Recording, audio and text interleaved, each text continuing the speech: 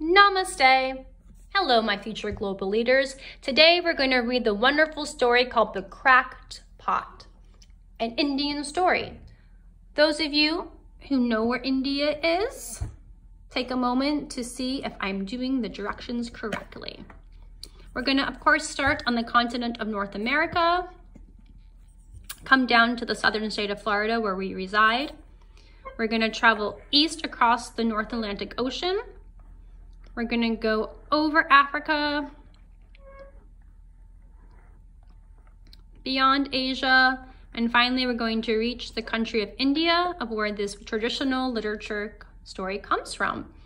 Now, India has in the northern part the Himalayan mountains, and Nepal is there. As some of you might know, Nepal is home to Mount Everest, and a lot of people like to climb that wonderful mountain, and you soar above the mountains in Nepal, the bordering country.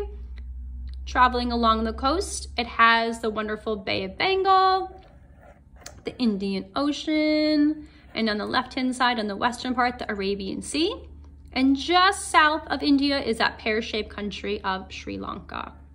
So you can see all the bordering countries, Pakistan, Nepal, and Sri Lanka.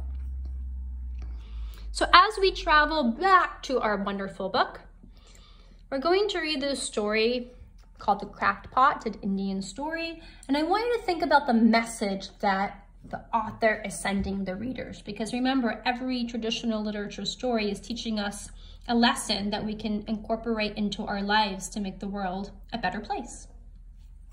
And we begin. Every day, the water bearer walked down to the stream with two large pots hanging from a pole across his shoulders to fetch water for his master's house. When he first began, he used to run down the steep path with a whistle, but that was many years ago. Now he was old and bent. His shoulders ached, his legs were weak, and one of the pots had a crack. It was time for a younger man to take over the task. On his last day of work, the old water bearer emptied his pots in the kitchen and went out to sit in the shade. To his surprise, the cracked pot spoke. "Forgive me for disturbing your rest," said the pot, "but may I ask one question?" The water bearer smiled.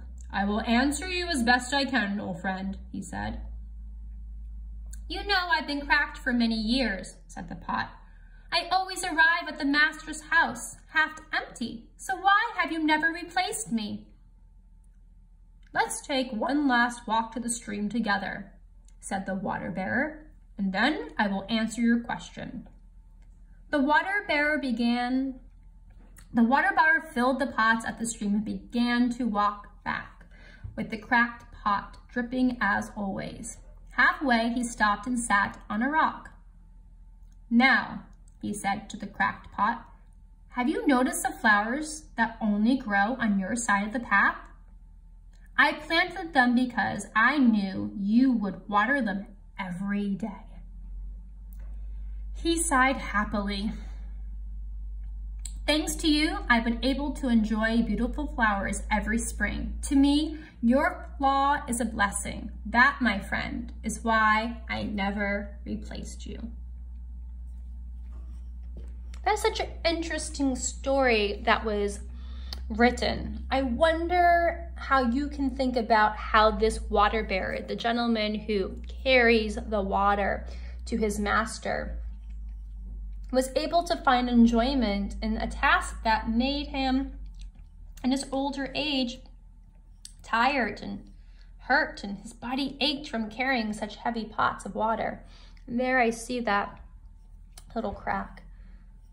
I wonder if you can see the beauty in things that might be flawed, or maybe something that you think might be broken and no longer needed. But can you see how something that one person may think needs to be replaced or trash can be another person's treasure? Think about that and how you can incorporate that into your life to help make this world a better place. See you tomorrow, future global leaders.